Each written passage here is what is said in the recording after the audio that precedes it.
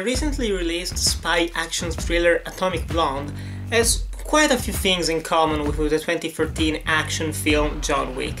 They share the same director, the same cinematographer, composer, editor, and so on and so forth. A lot of people worked on both movies. So, today we're going to compare them, analyze the similarities and differences, and choose which one is the superior film. As always, this is just my personal opinion. So if you agree or disagree with me, tell me in the comments below. And tell me your thoughts on both movies.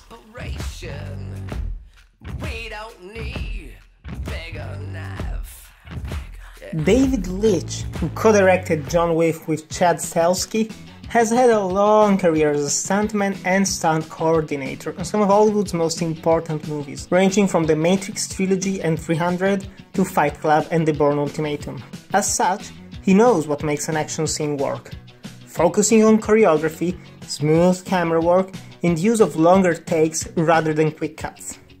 Both John Wick and Atomic Blonde qualify as some of the best action movies of the decade, thanks in part to how committed the main actors were in the project. Both Keanu Reeves and Charlize Theron worked hard to make these movies come to life, and they spent months training and preparing themselves physically so that they could take part in their own fight scenes without using stunt doubles. What sets the two movies apart are their settings and stories. John Wick is set in a world in which assassins have their own code of honor, currency and hotel to lay low in, and the story is about a retired hitman who comes back in action to avenge the death of his puppy, final gift from his dead wife. A rather simple, straightforward story that does not take itself too seriously, unlike Atomic Blonde's. Based on the graphic novel The Coldest City, we follow MI6 spy Lorraine Broughton, sent to Berlin during the Cold War to investigate the murder of a fellow agent and recover a missing list of double agents.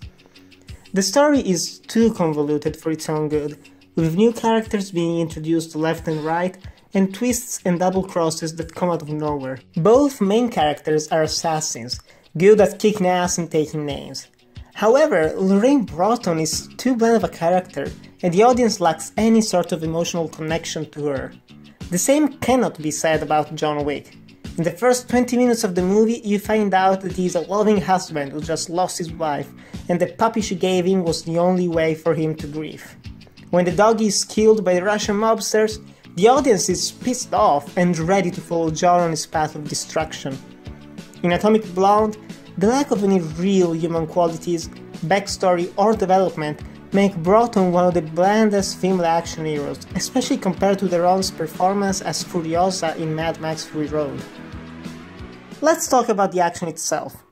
John Wick's is more focused on gunfights, while Atomic Blonde's mostly features hand-to-hand combat. If you watch both movies' action scenes out of context, you can safely say that they are all incredibly fun to watch, with great camera work, choreography and stunts. However, in the context of both movies, I think that the action in John Wick fits better the story that screenwriter Derek Kolstad was going for. Plus, the identity of the villains and henchmen is always clear, and there is a proper build-up to each fight scene. The amazing shootout at the Red Circle is preceded by multiple establishing shots that show where the action is going to take place and where each character is located. The only problem I have with Atomic Blonde in terms of actual fighting is that most action scenes happen for no real reason, and the music used during them feels out of place. Well, he's very curious what you're doing here in Berlin.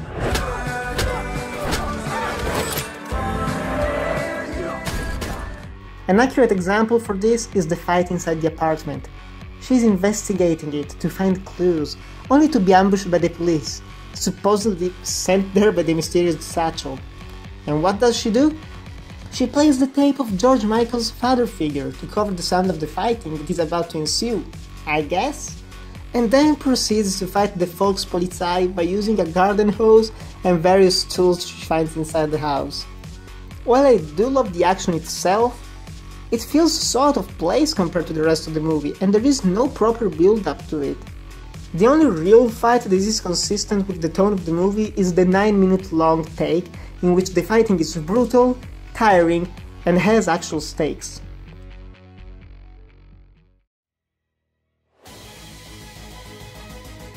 So, That is why I think that John Wick is a superior film compared to Atomic Blonde. It is emotionally resonant, the world is richer, the story is more straightforward, and the action is consistent throughout the entire film. While Atomic Blonde is definitely full of great moments, as a whole it does not work smoothly. But still, these are both some of the finest and best crafted action movies to come out of the United States in this decade, and I hope that the Studio 8711 keeps up its momentum. But still, this is what I think, but now it's up to you. What do you guys think? Do you agree or disagree with me? Tell me in the comments below.